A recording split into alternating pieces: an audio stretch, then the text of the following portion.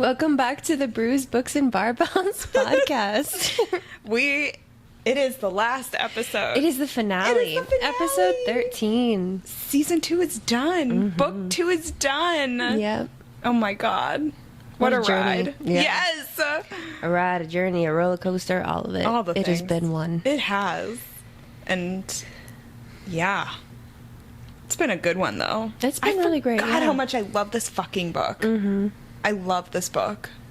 I love the ending of this book. Yeah. Well, let's get into it. Yes. But first, our pre-workout. Ooh, smooth. We decided to do Republic of Pie today out in North Hollywood off of Magnolia and Lancashire. It is really cute. It's actually really big, really big spot. Yeah. Gorgeous inside, I would say.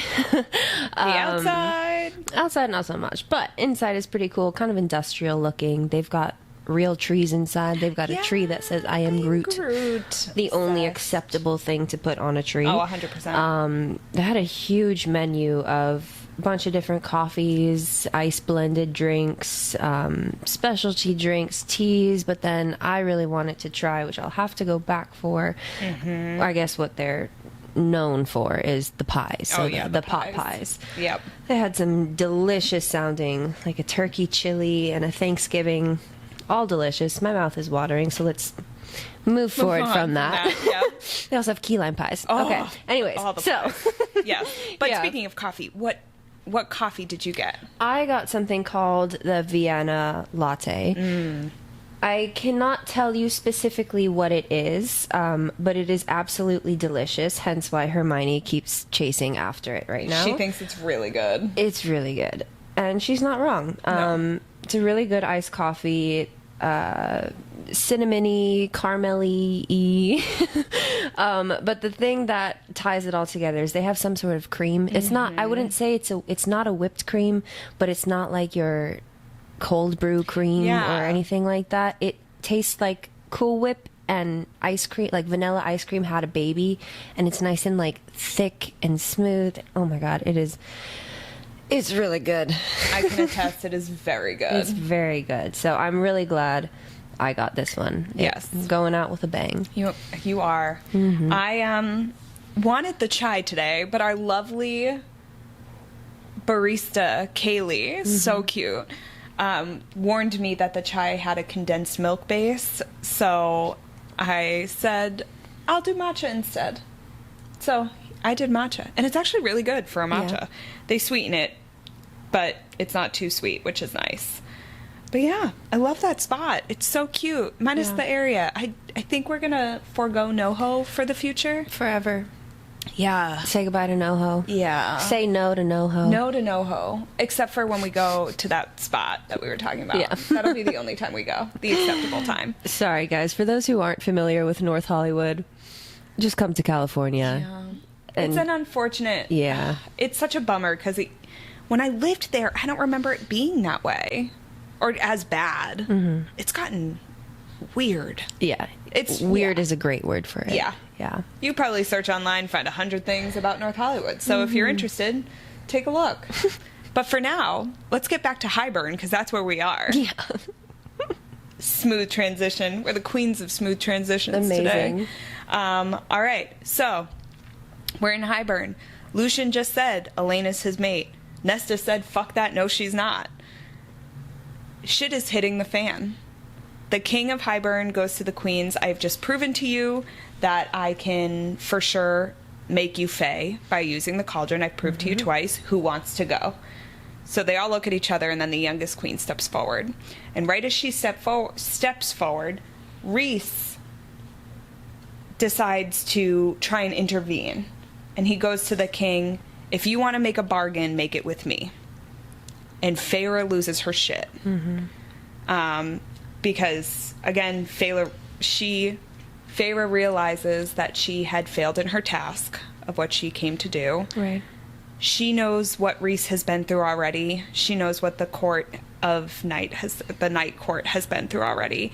She sees all of them, and she knows that in order to get them out and get them safe, them being the inner circle and her sisters, she's going to have to be the one who sacrifices herself here. And man, does she do it in the most theatrical fashion ever. For real. Oh my God. What a brilliant thing to do. To use Day's power to like shine that light out and then like clutch her head and start screaming and making like a whole production out of it. Yeah. If I was in that situation, I don't know if I would have been that chill to have that thought come to me, but girl had a whole plan and she hoped that Reese would get it because they still can't speak mind to mind. Right. So she casts her light out, falls to the floor, is clutching her head, but while she's sending that light out, she's searching for the wards that are around the castle and also what's blocking them from using their magic. And that's when she recognizes, because she's curse breaker, she's the spell breaker too. She can break all of these. And so while she's distracting everybody, she does break through the wards and she helps sever the ties to everybody's power. Right. But no one knows it yet because they still can't speak mind to mind. So as she does this, the light comes back into her and she looks up and starts blinking and looks at Tamlin and goes, Tamlin? Oh my God. Poor girl is pretending that she was under a spell the entire time. And thank God Reese picked up on it as fast as he did. Because his response was, how did you do it? Yeah. Man, she should seriously become like an award-winning actor for this. Like, oh yeah, she gets an Oscar. Oh my God, 100%. What an Oscar-worthy performance right there. And she's like trying to escape Reese and go towards Tamlin. She's like, where am I? What did you do to me? And screaming at Reese. And everyone is staring at this, but while she's doing this, she's sending a message to him, trying as hard as she can to tell him, take my sisters, leave, get out. And even more catches on, and she plays along, and she even turns to Reese and goes, what did you do to this poor girl? And you can tell that they're starting to understand what's going on. So Feyre goes to the king. She says, break the bonds, and I'll leave. I'll go back home. I'll go with Tamlin. Just break the bonds. And that's when Reese doesn't really want to play along anymore. Yeah.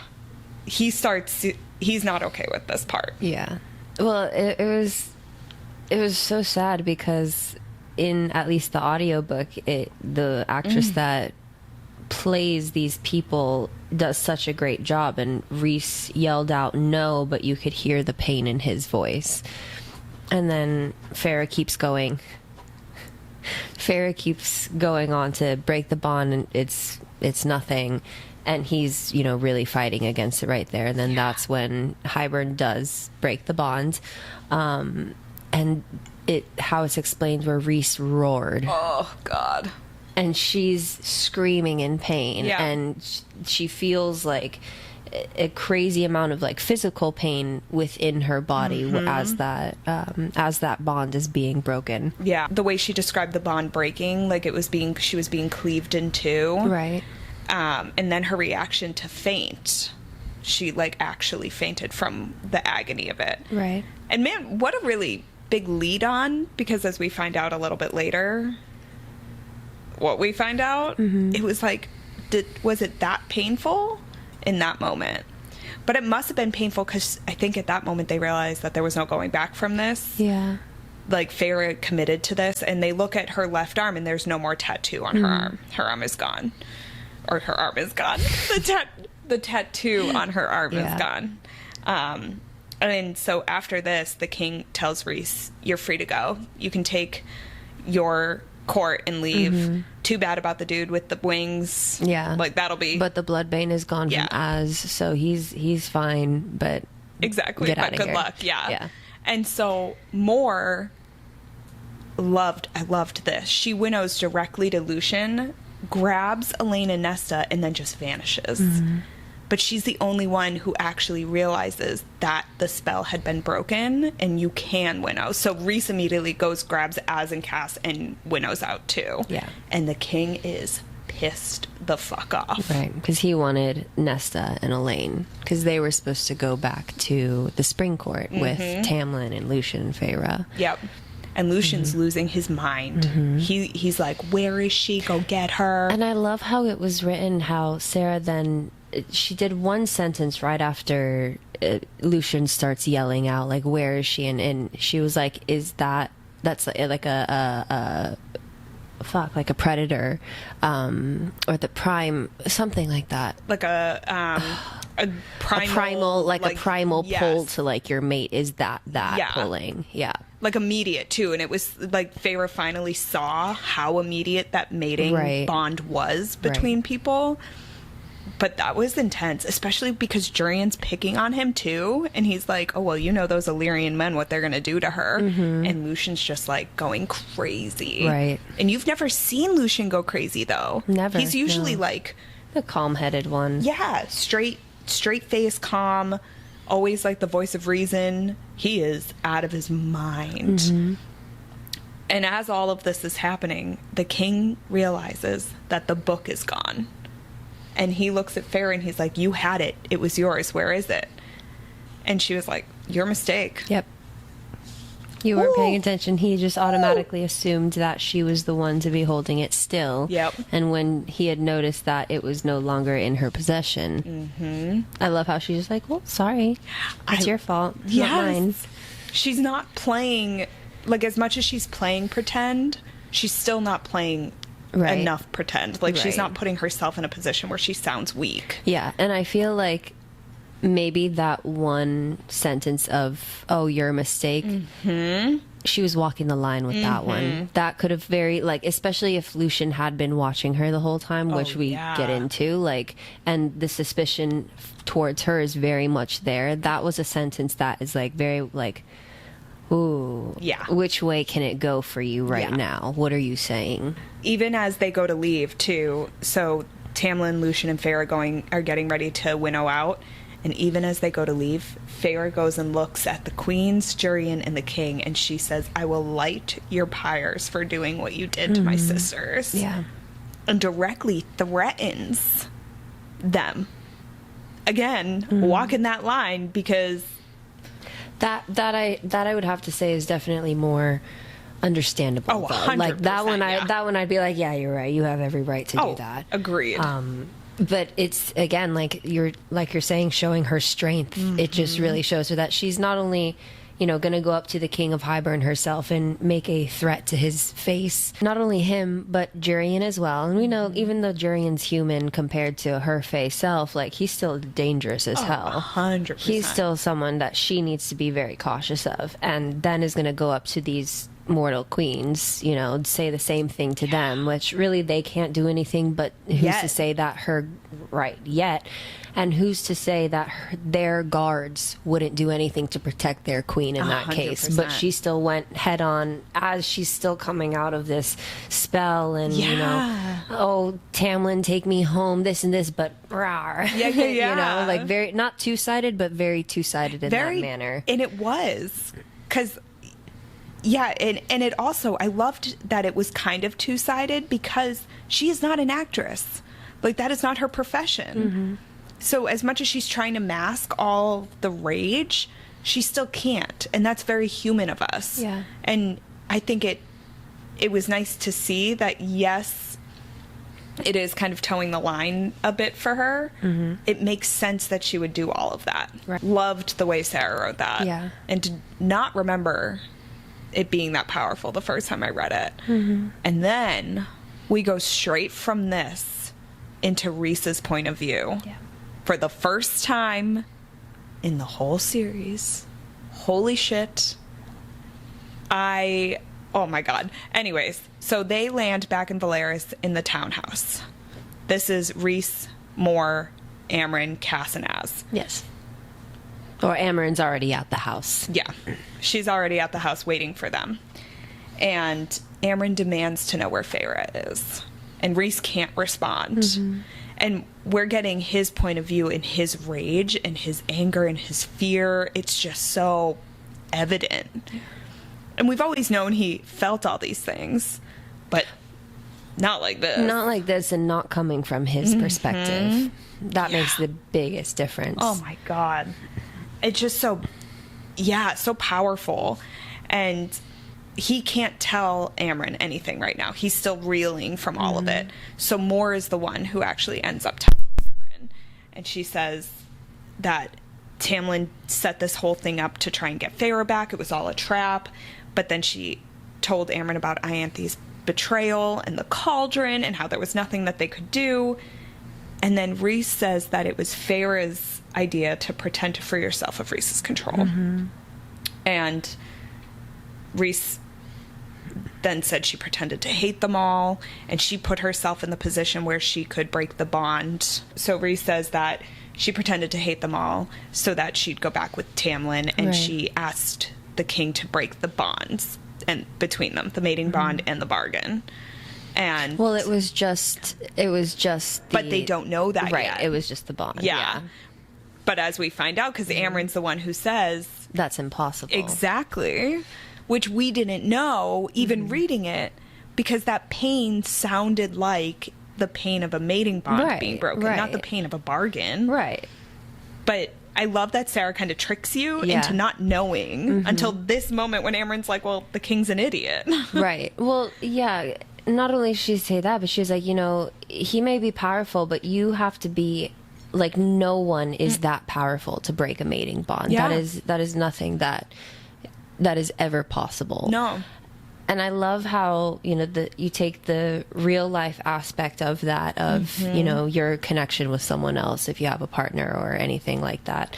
And I love how I could relate to that, or people can relate to what she's saying in that moment, that it's not just something that is some fairy tale thing in a story, but it's also a message to what the outside world can and 100%. Is like. And I thought that was really beautiful. And yeah, it was she gets you there. She gets you for sure. And and then so at that point, Amren is telling him that's never going to happen. He's wrong. What are we talking about? Yeah. And then in that moment, that's when Rhys, says that, what was it? He was like, if Tamlin had taken the glove off of the right hand of Feyre, he would have seen that there was an identical tattoo to what was on her left that we had gotten last night. Yes. Her and I, we went to the priestess and we swore to each other, and we had that bond. And again, that's where that tattoo comes in play. But they switched hands. So when Tamlin took the glove off, he pulled off the bargain hand. Yes. And so that bargain is now gone, but not the bond on the right hand side where it was sworn with the priestess and everything in the tattoo. And he goes, or I think Amren or Moore was something like, so what does this mean? And he was like, well, Amren's like, she's not a spy. And he goes, well, she is a spy. She is my mate. And she is the High Lady of the Night Court. Cue internal screaming. Oh my God. Oh my God. Yeah. So fucking good. So, joke's on Tamlin for ever saying that there's no such thing as the fucking High Lady. Because you just let one into your home. Rhys just did it. And then he goes, the High Lady of the Night Court is in the middle of the Spring Court, and she is being led to the heart of it. Yep. And then I love how then immediately Moore gets so defensive, really. And she was like, are you meaning to tell me that my High Lady how you're fucking mouthing I'm sorry. It's so how good. My High Lady is in our enemy's house? And he was like, yeah.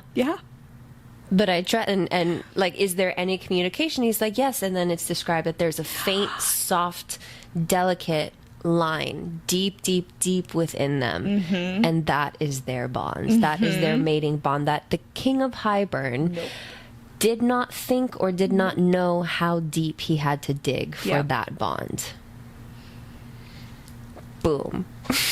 And now they have all the information they're ever going to need to not only take out Tamlin, but to take out the King of Highburn, because he's going to be using the Spring Court as his base. And Jurian. And she has a direct line to Rhys. Yep. Holy fuck. My God. What a mic drop moment. I died. What a way to end the book. I know. And then we go back to Feyre's point of view real quick. Yeah. So now we snap back, and now she's in Spring Court, and she realizes how awful this place is and how quiet it was and everything. And she is trying to play this role towards Tamlin, but you are getting her internal dialogue in italics underneath, like everything she's saying, and then her internal, and she's like, but this is your fault. Like, it's like, it's pure hatred coming from her. So much hate. And it's something that I feel like you wouldn't, like, you can't see coming from Feyre. No. That much hatred, but you see it all. You see all of it. And I love how there's a point that she makes, and it was like, you know, his touch, his hands on my shoulders, the scent of them, the feeling of, you know, his warmth, everything. And you listen to the first few parts of that sentence, and you're like, okay, yeah, the touch, the smell, the whatever of the man. And then she goes, but it's all wrong. Yes. It's all disgusting. Yes. I fucking hate it. I understood that moment so well.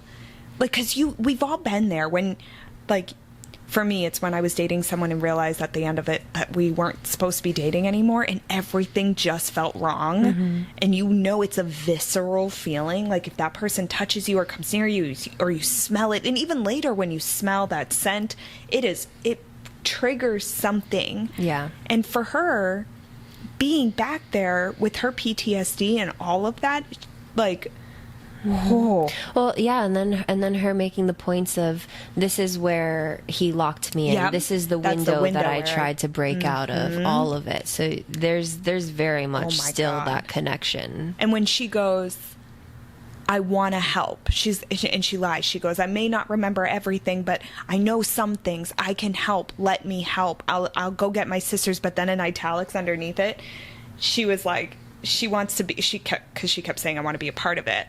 And underneath, she goes, I want a part, I want to lead him, a part of leading him in the wrong direction, a part of helping him, like, destroy his court from the inside, to take down Jurian, to take down the king and queens, and destroy Ianthe. Yeah. She just chop her into little pieces. And the foreshadow is so fucking good in that statement right there, guys. Like, but I loved how powerful that inner dialogue she was having was. Yeah. Because you know she's gonna fucking destroy this court. She will stop at nothing to do it. Yeah. And I loved that she had that power within herself to even know that she could do it. And she was so confident and convinced. And freaking Lucien, it's like evident he knows that Feyre is completely lying. Yeah. Like, lying straight through her teeth. She knows that every apology she's giving to Tamlin, or Tamlin's giving to her, and her being like, it's okay, even though in her head she's saying, it's too late. He knows all of that is a fucking lie. Right. But he can't do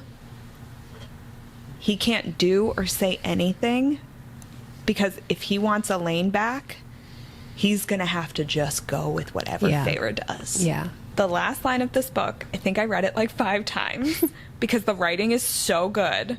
But Sarah says that, and so Tamlin unwittingly led the High Lady of the Night Court into the heart of his territory.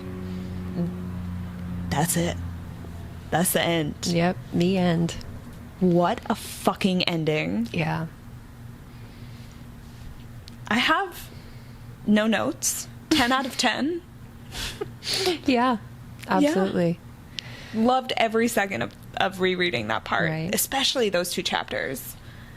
So fucking good. I would have hated reading the book when it first came out and having to wait another, I don't know, however many years before Wings of Ruin came out. And I know, because she leaves you on such great cliffhangers. I mean, the first one, she enters the Spring Court as, this is my home. I'm so happy to be back home again. second time around entering the spring court, I fucking hate you. I'm going to destroy you. What a turn of events. Oh my God. It's phenomenal. It is so good. Like, I really do think I lived 1,000 lives between the beginning of this book and the end of it. Yeah. It's like, oh my God. The beginning of this book, she was in love with Tamlin still, huh?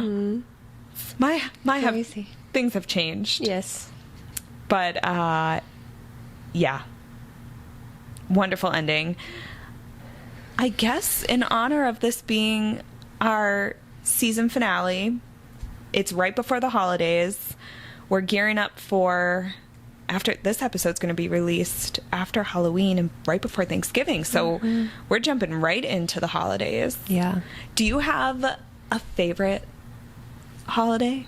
Halloween. Halloween? Is that your favorite? It's either Halloween or Christmas. And I strictly think Halloween first. Really? Yeah. Okay, tell me what your favorite part of it is. Even though we live in Southern California and we don't get an autumn and a winter and everything like that, the feel of it all. Like the last few nights, it's been really breezy and really windy, and the dried leaves have been blowing all over the ground, and I really that's what gets me. Like right at dusk and you're outside and you're walking and it's breezy and the leaves are falling and the sunset is more of that orangey kind of hue. Yeah. Oh, beautiful. It's the vibes. Beautiful. Yeah. It definitely is that. Yeah, because we don't really do like, I mean, I would love to, but at the same time, I don't really mind if we do it or not. Like pumpkin patches and like those kind of traditional. Yeah. I don't like Halloween Horror Nights. I'm not going to be going to those theme parks or anything like that. But what I will be doing is lighting all my candles, lighting all my ambiance lights in the house, throwing on some Halloween Town. Love Halloween Town. Baking pumpkin muffins and pumpkin bread. Like that's the side of Halloween that I do like a lot. I love that. Yeah. This year I've not been into Halloween like at all. I don't know why. It just kind of like appeared and now it's here and I'm like, shit. Yeah. What happened? But I'm really excited to go back east for Christmas this year. It's my first time going back home in 8 years. Wow. For the holidays. I go home all the time. I should clarify. I'm in Boston quite a bit, so that is not new. But I love the snow for 5 seconds.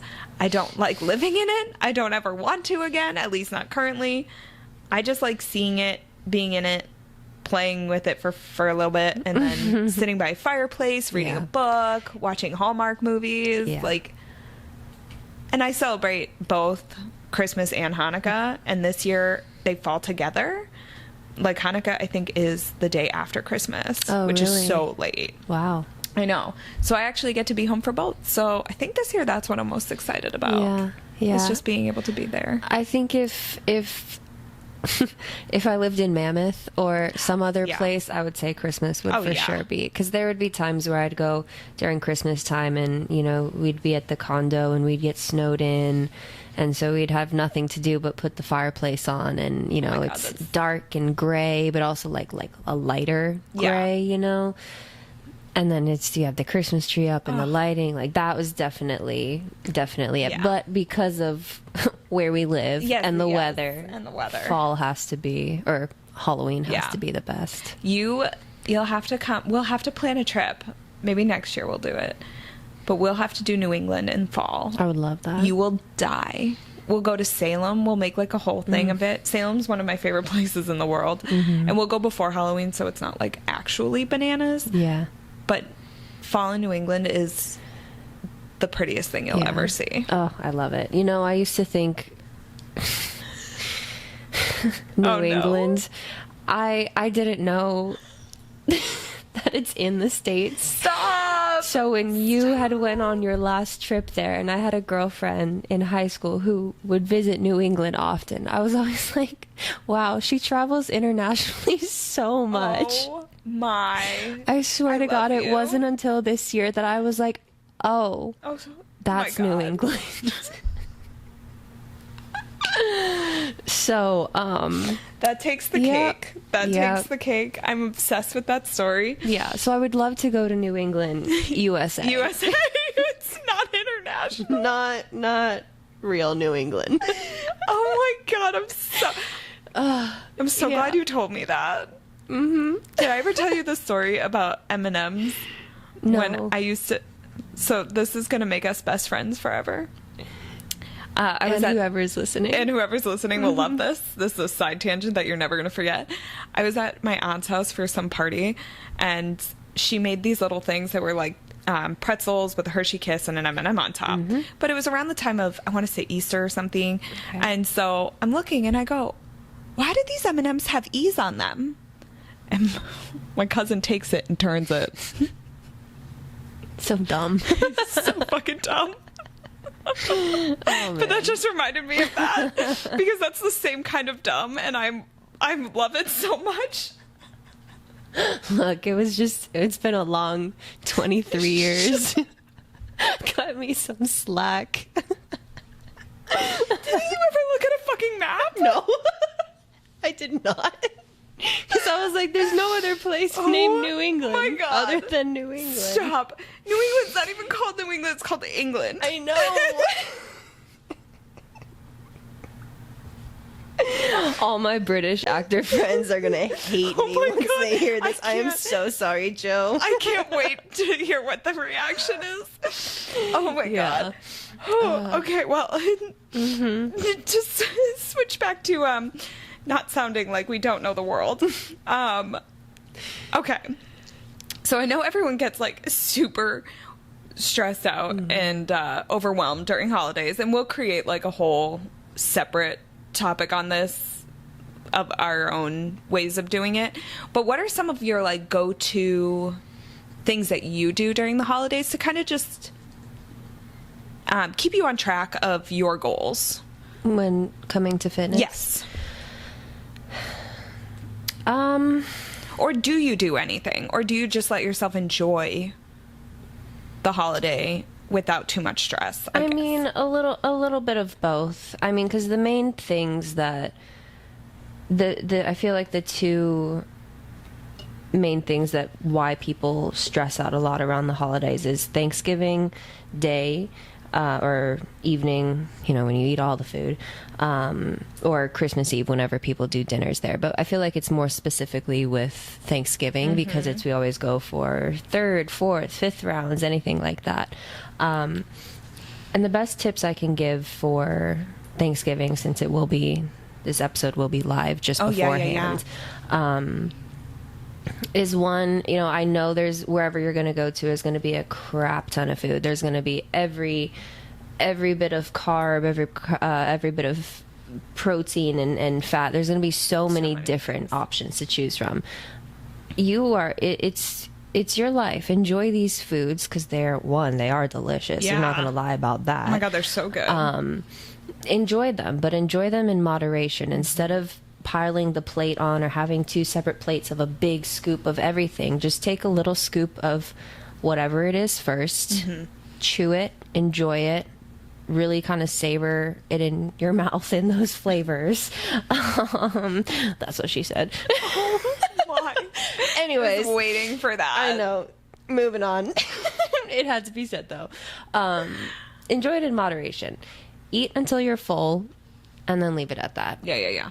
If you're going to be drinking a lot during the holidays, one, please Uber or drive. Don't drive at all.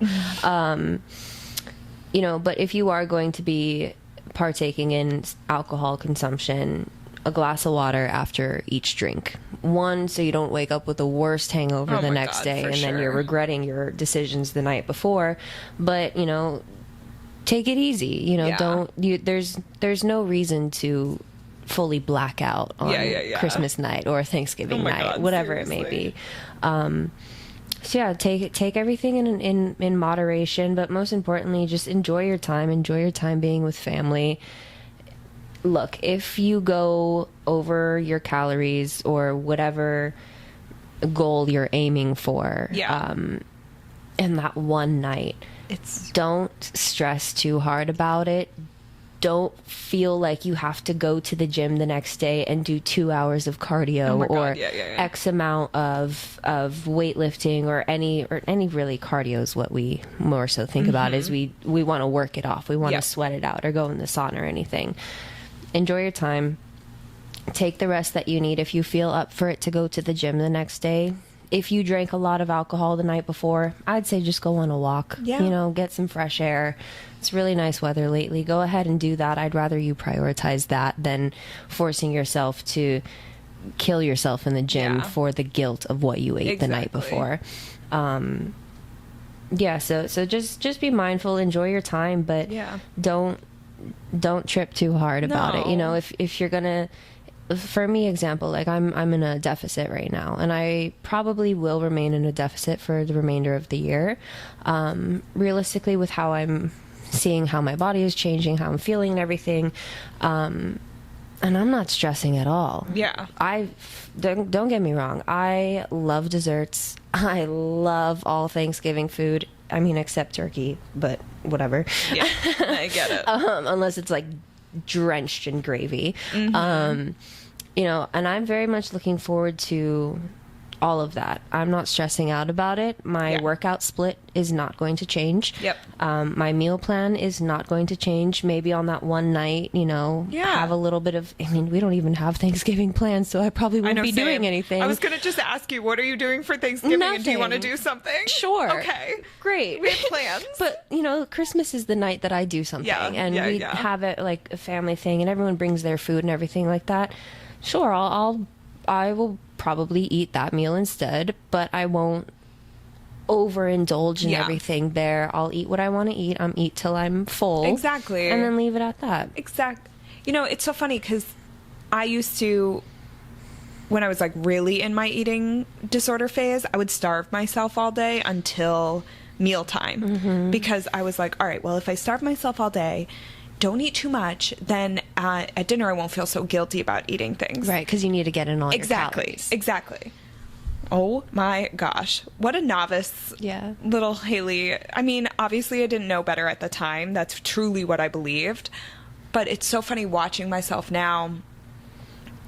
The number one thing I prioritize in a day leading up to like a big meal, if I know I'm going out to eat a big meal, is protein. Yeah. And I will make sure, even if I don't eat like a super big lunch, because I know I'm doing that, having a protein shake during the day I'll have, making sure my breakfast is like fully protein packed. And then if I'm hungry during the day, I'm gonna eat. Like, I'm not gonna wait until the end of the day to eat all my calories. Right. And what ends up happening is I don't eat all the things that I wouldn't normally eat anyway, and I don't feel super sick the next day. Right.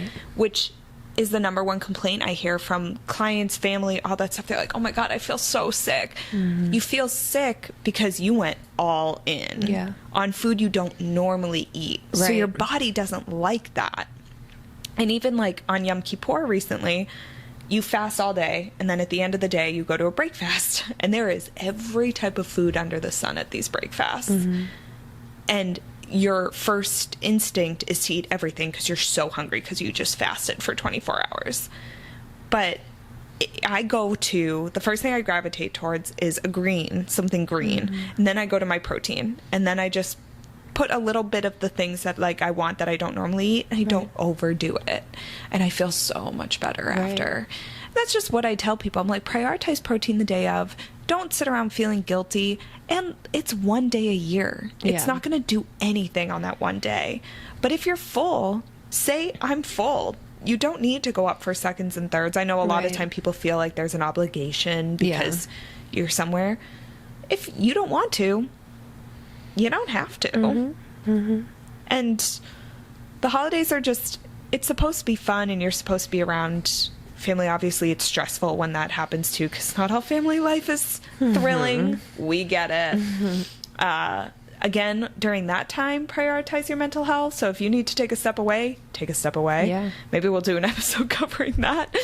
But yeah, I think everyone can enjoy it, but you don't have to go all in in that moment.